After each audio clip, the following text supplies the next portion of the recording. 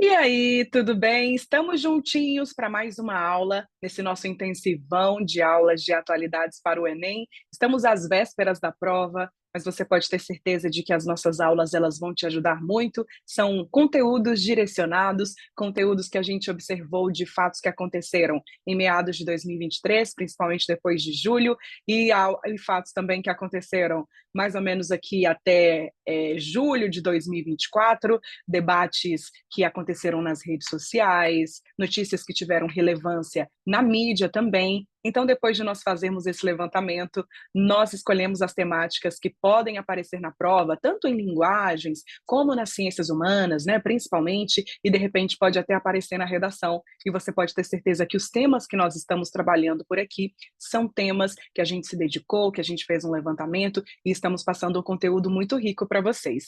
Hoje, na nossa aula, já vou começar aqui o compartilhamento de tela, que é para vocês terem acesso ao material juntinhos aqui comigo. Vamos colocar o nosso queridinho, o nosso slide. E aqui vocês acompanham comigo na tela, já estou no cantinho. Agora vocês vão prestar atenção no que a professora está falando para vocês e a gente vai acompanhar o nosso material. Hoje, a nossa aula é sobre pessoas resgatadas em condições análogas à escravidão, e a gente vai falar um pouquinho também sobre mineração em terras indígenas. A gente começa a nossa aula, e vou até explicar por que a gente trouxe esse tema, depois de um estudo, para a gente escolher as nossas temáticas, e eu achei muito interessante trabalhar com essa temática das pessoas resgatadas em condições análogas à escravidão, principalmente porque os números eles têm crescido cada vez mais. Desde 2020, a gente tem batido recorde, e desde 2021, todos os anos, né, até mais ou menos agora 2024, a gente fica sempre com números que são acima de 1.000, envolvendo pessoas que foram resgatadas em condições análogas à escravidão. Como são números crescentes, como são números alarmantes e como o próprio governo tem se mobilizado com várias campanhas e várias fiscalizações, é um tema que pode aparecer no Enem, então a gente vai estudar um pouquinho sobre isso. Bom, primeiramente, o que é importante é vocês entenderem que existe uma diferença conceitual, que existe uma diferença entre trabalho escravo e trabalho análogo à escravidão. Aqui é a primeira pegadinha que, de repente, a banca pode pegar vocês. Mas a gente vai estudar porque vocês vão saber que a diferença ela consiste basicamente em um crime que está tipificado, né, no Código Penal. Em relação a trabalho escravo, eu coloquei aqui para vocês uma definição que diz respeito à servidão compulsória, que caracterizava pessoas como propriedades e foi abolida em 1988, estamos falando da nossa Lei Áurea. Mas, por possuir condutas parecidas, se utiliza a palavra análogo. Entre essas condições semelhantes à escravidão está o trabalho em situação que não traz respeito à sua condição de ser humano e à sua dignidade. Mas, basicamente, quando a gente está falando de trabalho escravo, a gente está falando de um trabalho que não é reconhecido pelo nosso Código Penal, porque já foi abolido pela Constituição Federal. Ou seja, a escravidão ela foi abolida em 1888 com a nossa Lei Áurea, assinada pela princesa Isabel. Obviamente, por ter sido abolida, ela não consta na nossa Constituição Federal, mas como a gente sabe que nós herdamos, infelizmente, algumas características ainda desse período escravocrata que a gente vivenciou aqui no Brasil, nós temos esse trabalho análogo à escravidão, e aqui análogo a gente está falando que são trabalhos que são semelhantes ao que era praticado na escravidão. Aí eu coloquei aqui para vocês a definição bonitinha, coloquei até uma arte bem legal. Trabalho análogo à escravidão, ele está tipificado, ou seja, ele está no nosso Código Penal. De acordo com o artigo 149 do nosso Código Penal brasileiro, o trabalho análogo à escravidão é a submissão de alguém a trabalhos forçados ou a jornadas exaustivas e também condições degradantes de trabalho, de restringir por qualquer meio sua locomoção em razão de uma dívida contraída com o empregador ou com o seu empregado. E aqui, nessa arte, eu coloquei, basicamente, algumas características de como se dá esse trabalho, que é um trabalho de condições degradantes, com jornadas exaustivas, restrição de locomoção do trabalhador, geralmente tem salários que são muito abaixo do que deveria ser praticado, são pessoas que têm péssima condição de estabelecimentos para dormir, de alimentação também. Então, basicamente, quando a gente está falando dessas duas espécies, trabalho escravo, é a pessoa que é submetida a uma condição em que ela é privada de todo e qualquer direito civil, social e trabalhista.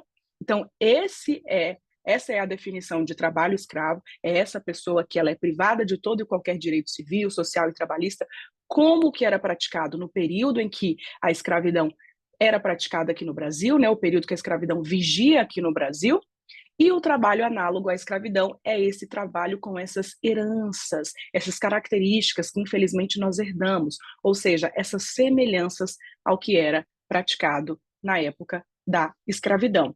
Coloquei também aqui no Código Penal para a gente analisar juntinhos, então vocês já sabem que quando a gente fala de trabalho análogo à escravidão, a gente está falando de um crime que é tipificado pelo nosso Código Penal, ou seja, está lá previsto, bonitinho, tem uma pena, tem uma condenação.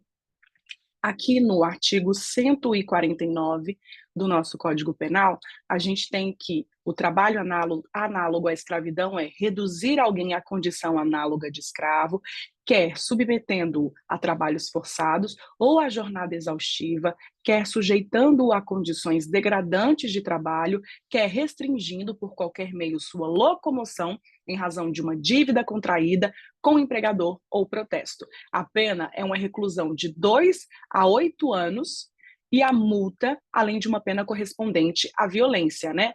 A gente tem também aqui no nosso parágrafo 1º, nas mesmas penas incorrem quem? Cercear é você podar, ou seja, o uso de qualquer meio de transporte por parte do trabalhador, com o fim de retê-lo no local de trabalho, aqui a gente está falando, né, de impedir essa locomoção.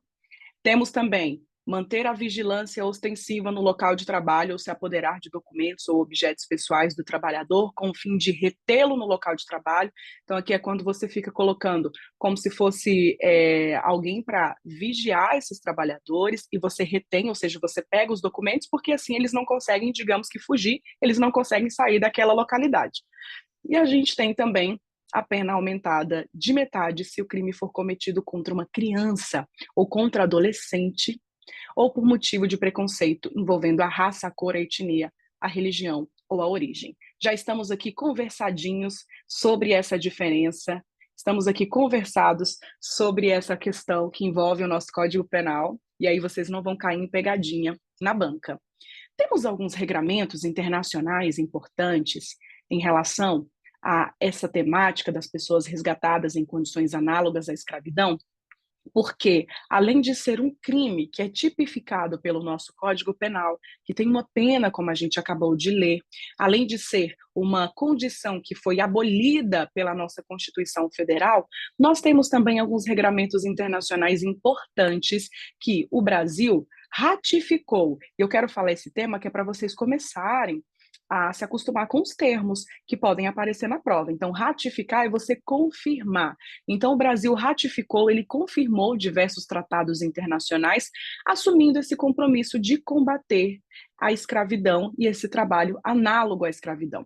Nós assinamos, por exemplo, a Declaração Universal dos Direitos Humanos da ONU. Essa é a mais famosa, porque ela é a mais histórica, né? Ela é a declaração que estabeleceu normas de proteção aos direitos humanos, aos direitos fundamentais. Ela é de 1948, então aqui a gente está falando de um período pós-Segunda Guerra Mundial, a gente está falando de uma entidade, a ONU, que emitiu uma declaração que serviu de parâmetro mundial para a gente ter normas que respeitem os direitos humanos, que respeitem a dignidade da pessoa humana. Então, nós temos também o outro que é muito famoso, que eu já vi cair no Enem também, é o Pacto de São José da Costa Rica. Muitas vezes a gente também fala Pacto de São José. Então, nesse Pacto de São José, a gente tem também o Brasil assumindo o compromisso de evitar o tráfico de escravos e também o tráfico de mulheres. O Brasil adotou esse tratado em 1992. Ali, em relação à Declaração de Direitos Universais dos Direitos Humanos, né, Declaração Universal, na verdade, dos Direitos Humanos da ONU, a gente tem o compromisso de que ninguém será mantido em escravidão ou servidão, e a escravidão e o tráfico de escravos serão proibidos em todas as suas formas. E a gente tem também a Organização Internacional do Trabalho. Nós assinamos as convenções de número 29 e número 105, que são convenções que fazem com que a gente tenha que adotar medidas eficazes para abolir todas as formas de trabalho forçado. Isso vem da Organização Internacional de Trabalho, nós adotamos também. Tem um caso, gente, histórico, que eu coloquei aqui, a título de conhecimento, é muito interessante, para a gente dar uma recordada, que foi da condenação internacional por violação de direitos humanos, que foi o caso da Fazenda Brasil Verde. Gente, isso foi uma decisão histórica de uma Corte Internacional de Direitos Humanos, onde o Estado brasileiro, ou seja, que não foi uma fazenda específica, aqui não foi um estado específico, como, por exemplo, o estado do Goiás, o estado de São Paulo, não. Aqui a gente está falando do estado brasileiro, a gente está falando do Brasil, tá? Da nossa totalidade. O nosso país foi condenado por violar regras que estavam no Pacto de São José da Costa Rica. Esse pacto que a gente acabou de estudar. Foi um caso, gente, de trabalho escravo que aconteceu na década de 90, onde trabalhadores da Fazenda Brasil Verde, no estado do Pará, foram encontrados em situações degradantes, em situações gravíssimas de trabalho escravo. O Estado brasileiro foi condenado a indenizar essas vítimas e também foi condenado a adotar medidas para garantir a imprescritibilidade desse crime. Ou seja, o que é isso, Fernanda? Imprescritibilidade. O nome só é difícil, mas quando a gente está falando de imprescritibilidade, a gente está falando de tornar um crime imprescritível. E quando o crime não prescreve, significa que você não tem um limite de tempo para punir aquela pessoa. Ou seja, se o crime foi praticado há 20, 30 anos, não importa. O Estado e o nosso direito penal podem punir essa pessoa porque o crime é imprescritível, como é o caso, por exemplo, de trabalho análogo à escravidão aqui no Brasil. Então, a gente, além de falar desses tratados e recordar esse caso, vamos para um panorama do que a gente tem atualmente. Coloquei aqui algumas manchetes bem interessantes, só para a gente dar uma estudada. Essa é de 2024, desse ano. 593 trabalhadores foram resgatados em condições análogas à escravidão na maior operação da história do Brasil. Essa operação ela aconteceu em 15 estados brasileiros, mais o Distrito Federal, desse ano, como eu disse para vocês, e desses 593 trabalhadores, eu tenho aqui os estados, né, onde a maioria foi resgatada. Em Minas Gerais, nós tivemos 291 trabalhadores resgatados. O segundo estado foi São Paulo, com 143, o Distrito Federal com 29, o Mato Grosso do Sul com 13 e o estado do Pernambuco com 91 trabalhadores resgatados em condições análogas à escravidão. A maioria trabalhava na área rural, principalmente com cultivo de cebola, cultivo de alho e o cultivo de café. E os trabalhadores que foram resgatados na área urbana, basicamente eles trabalhavam em fábricas de álcool e alguns trabalhavam também em administração de obras. Temos também essa outra manchete que diz respeito ao Brasil. O Brasil tem o maior número de resgatados do trabalho escravo em 10 anos, mostra o CPT. Em 2023, só em atividades rurais foram 2.663 pessoas resgatadas em situação análoga à escravidão. E tem essa que vem logo abaixo, que fala que em 2023, 3.190 pessoas foram resgatadas da escravidão no Brasil. É o maior número desde 2009. Está entendendo por que a gente está estudando essa temática e por que a banca pode explorar um tema como esse, pode aparecer no Enem, pode aparecer, de repente, ali como um tema social para você trabalhar na redação? Nós temos números que têm crescido cada vez mais, nós temos números que são alarmantes. Então, é por isso que a gente está estudando, porque o tema gosta muito desse debate, dessa questão envolvendo esse tipo de operação, envolvendo esse tipo de tema, questões que estão cada vez mais atuais. Separei mais algumas análises aqui para a gente, já que em 2023 nós tivemos o maior número de pessoas resgatadas e a gente observou esse crescimento. Só para você ter uma ideia, em 2023, desses 3.190 trabalhadores resgatados, eu tenho o rol aqui dos estados. O estado do Goiás foi o que ficou com o maior número. 739 pessoas foram resgatadas no ano passado. Minas, com 651 trabalhadores. Em São Paulo, 392 trabalhadores foram resgatados. Esse foi o top 3. A maioria trabalhava em fazendas que trabalhavam com cultivos de café e cana de açúcar.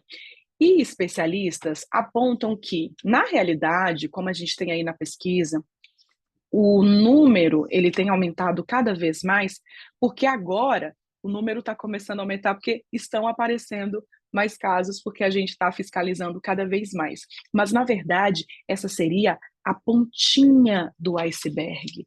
Agora que a gente está começando a ter um olhar um pouco mais crítico e a instituir fiscalizações frequentes envolvendo o Ministério Público do Trabalho, o Ministério Público da União, a PRF também, vários órgãos. Então, se a gente está fiscalizando mais, a gente tem essa crescente nos números, mas infelizmente as condições análogas à escravidão aqui no Brasil ainda são maiores, segundo especialistas, e a gente deve observar nos próximos anos uma crescente, já que nós temos a fiscalização aumentando ainda mais. E quanto mais se fiscaliza, mais aparece. Embora tenha um desafio muito grande em relação a esse trabalho análogo à escravidão, porque eles são trabalhos muito velados.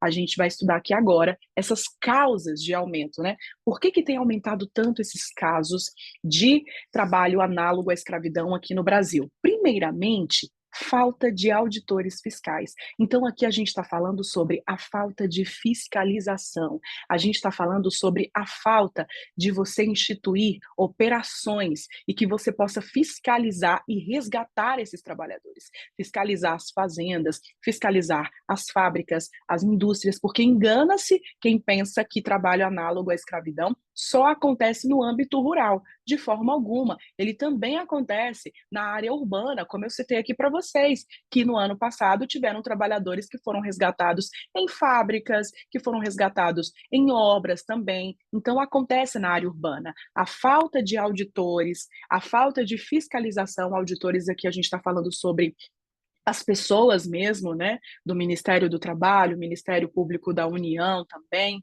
enfim. Então, a falta de fiscalização, ela é uma causa de aumento. Se eu estou fiscalizando menos, as pessoas que praticam trabalho análogo à escravidão em suas fábricas ou fazendas acabam vendo uma situação que é muito mais fácil, muito mais propícia.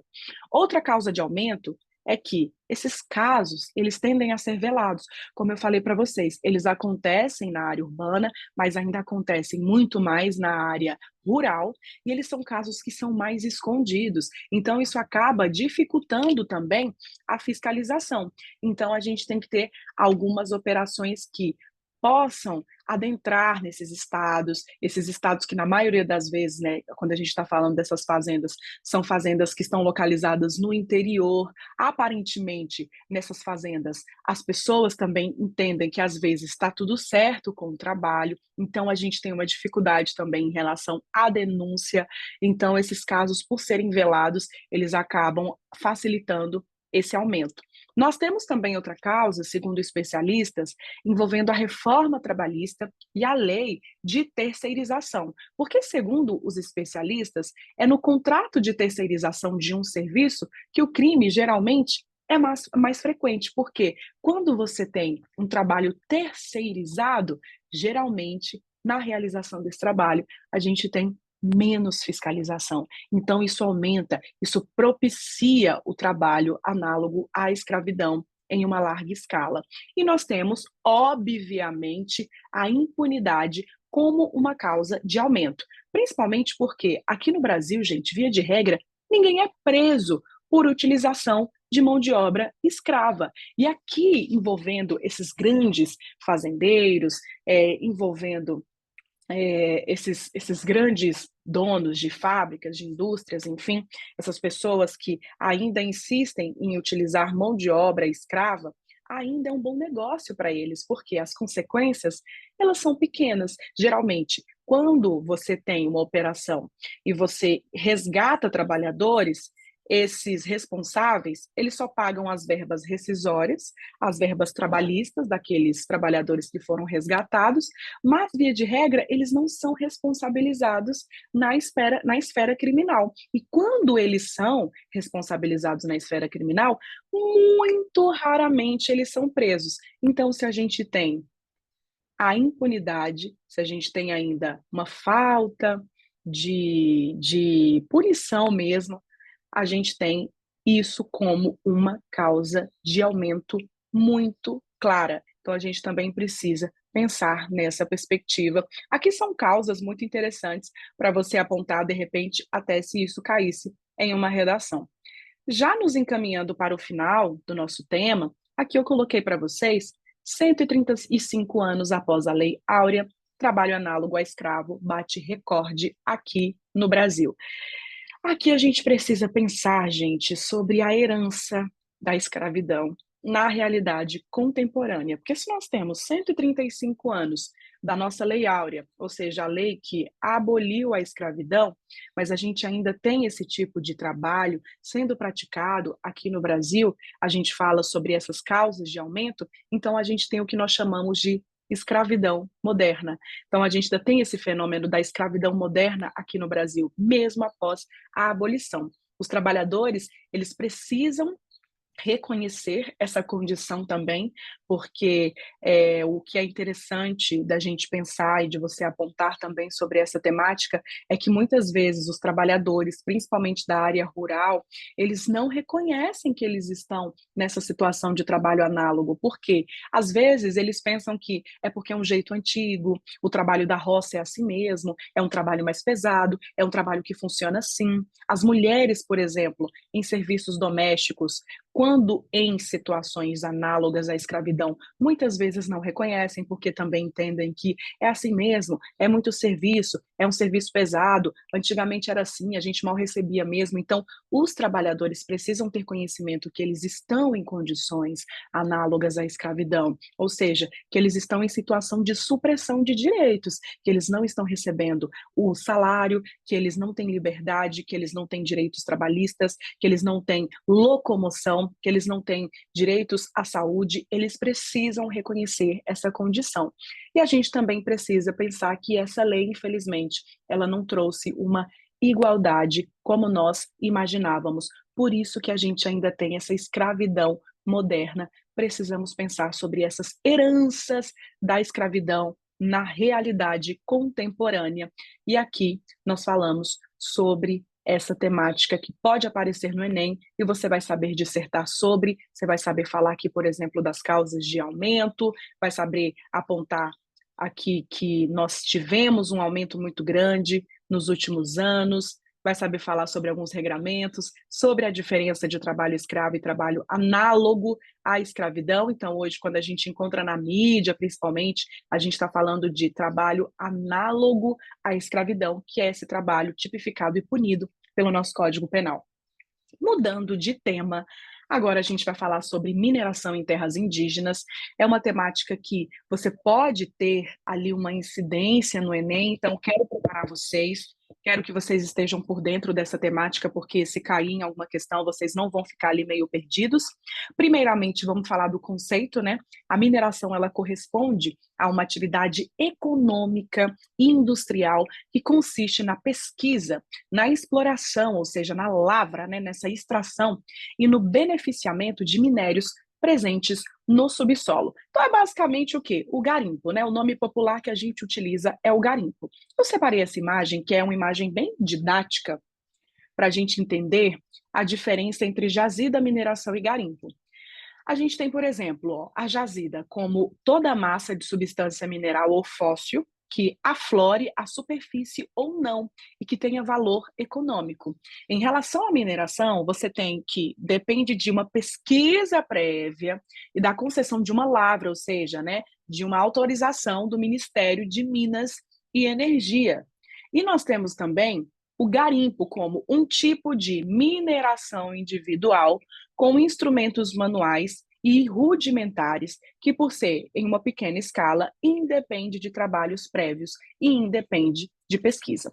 O ponto central é que o garimpo, ele provoca transformações da paisagem e danos ao meio ambiente, como o desmatamento, a contaminação de águas e rios com elementos tópicos, então tóxicos, na verdade, né? Então, a contaminação de águas e rios com elementos tóxicos e principalmente o desmatamento, é aí que mora o problema. O debate, gente, ele gira em torno do capitalismo, porque o garimpo, ele até é legal. A gente tem causas em que áreas em que ele é legalizado, a gente tem essa previsão na nossa Constituição. Mas a exploração, ela acaba se tornando ilegal por ser excessiva, por acontecer em áreas que são proibidas. E aqui a gente está falando desse garimpo e dessa mineração em terras indígenas. Aí nós precisamos falar o seguinte: qual que é o posicionamento da nossa Constituição sobre a mineração em terras indígenas?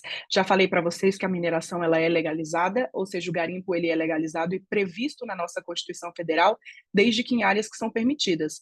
Sobre as terras indígenas é que nós temos o maior debate, porque é onde você tem o maior potencial de você fazer a mineração, de você fazer o garimpo, é onde você mais tem recursos. Então é onde as pessoas mais têm interesse de fazer o garimpo, só que pode gerar danos em relação ao desmatamento e à poluição também, e principalmente envolvendo as nossas comunidades indígenas. Então, de acordo com a nossa Constituição Federal, cabe ao Congresso autorizar em terras indígenas a exploração e o aproveitamento dos recursos hídricos, a pesquisa e a lavra de riquezas minerais.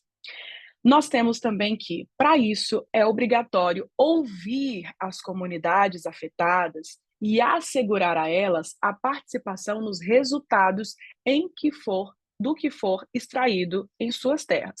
Então, a gente tem uma previsão que, segundo a nossa Constituição, o garimpo até pode ser realizado em terras indígenas, desde que você tenha essa autorização do nosso Congresso, desde que você tenha essas comunidades sendo beneficiadas daquilo que foi extraído de suas terras, mas a partir daí surgem algumas controvérsias. E aqui está bem explicadinho, aqui está bem bonitinho, porque há quem entenda que a mineração em terras indígenas seria viável, quem entenda que não, e quem entenda que sim, mas depende. E nós temos essas situações. Então, a mineração em terras indígenas é socialmente viável? Para quem entende que sim, seria uma maneira de gerar riqueza ao Estado e renda para essas comunidades que vivem em condições de pobreza.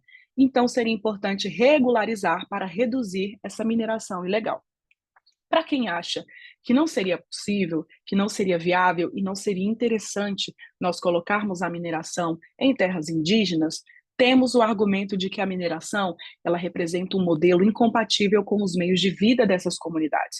Ou seja, as comunidades indígenas, elas não vivem, não sobrevivem de mineração. Elas sobrevivem de outras maneiras, elas não precisam de mineração, de arrancar recursos do solo para sobreviverem, muito pelo contrário, né? É a gente que tem esse interesse, né?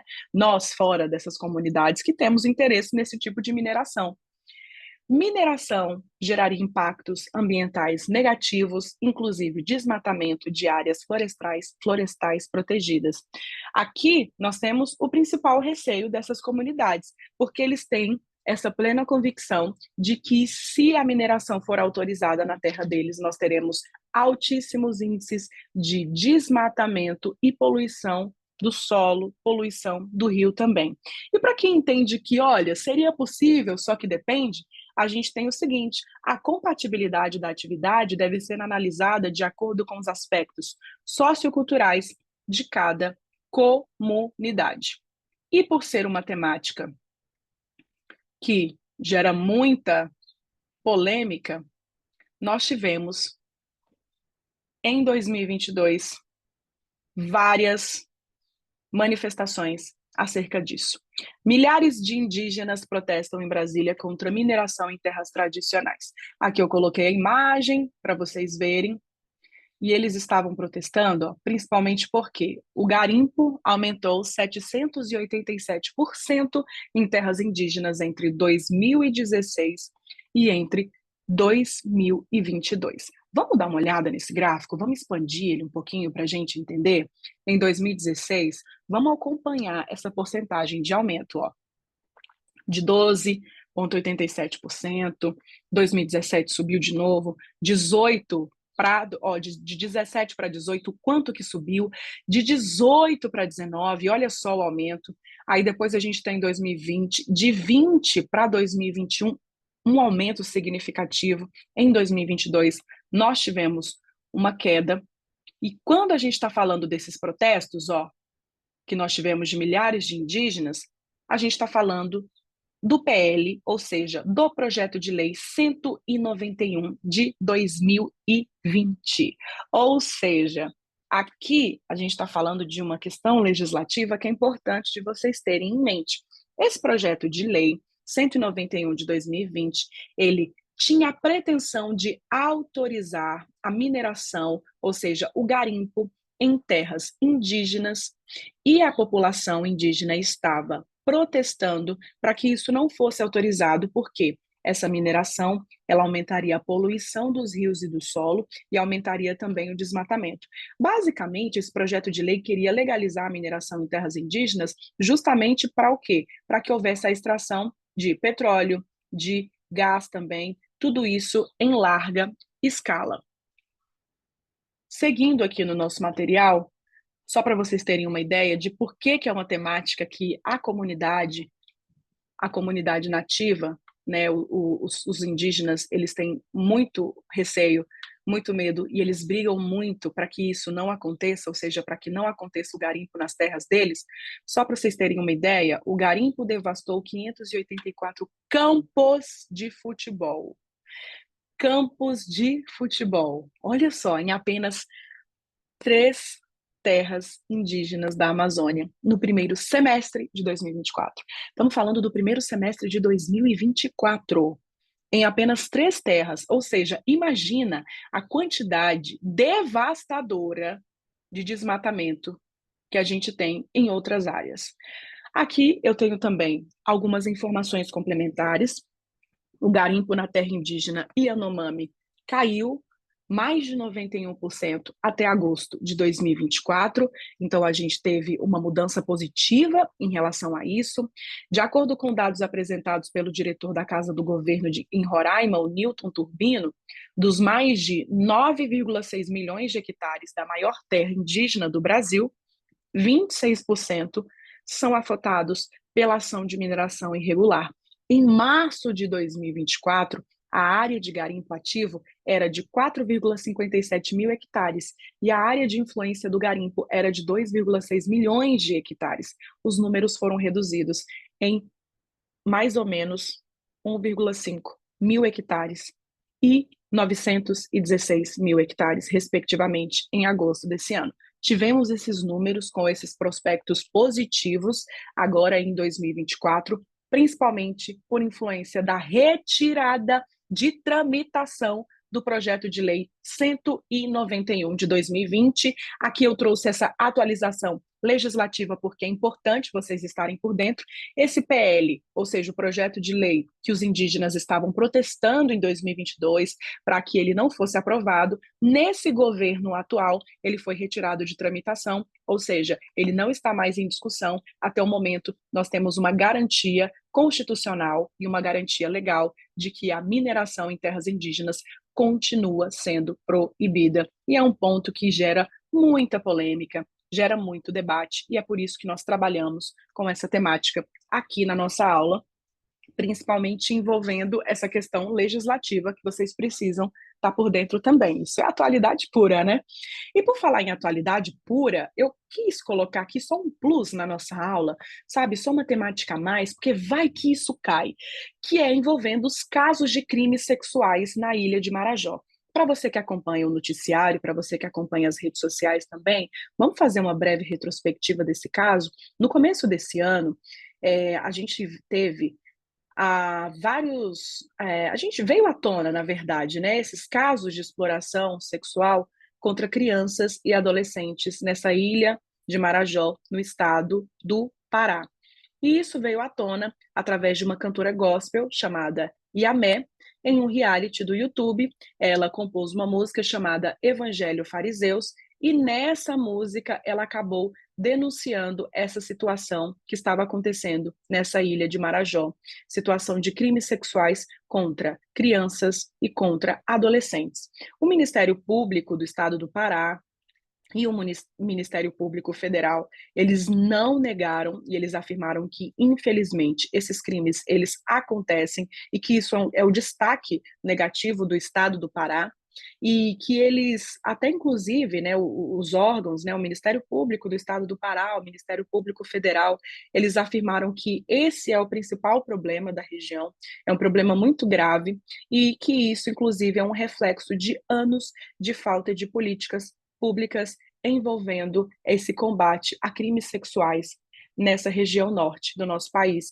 principalmente no Pará e mais especificamente nessa ilha de Marajó. Eu coloquei só para vocês lembrarem, porque se isso por acaso aparecer no Enem, vocês já estarão preparados, já que foi um caso que gerou muita repercussão no Instagram, gerou muita repercussão nas redes sociais, até mesmo porque a gente teve um compartilhamento muito grande até de muitas fake news a respeito disso. Então, tomem cuidado se essa temática aparecer na prova. Tivemos uma aula super interessante, falamos sobre a questão envolvendo o trabalho análogo à escravidão, falamos sobre a mineração em terras indígenas, falamos um pouquinho agora sobre esse caso envolvendo crimes sexuais na ilha de Marajó, todos temas muito atuais, e se isso aparecer na sua prova, eu tenho certeza que você estará mais do que preparado. E vamos embora, que tem mais temáticas chegando por aí, e a gente tem mais uma aula disponível para vocês. Um beijo!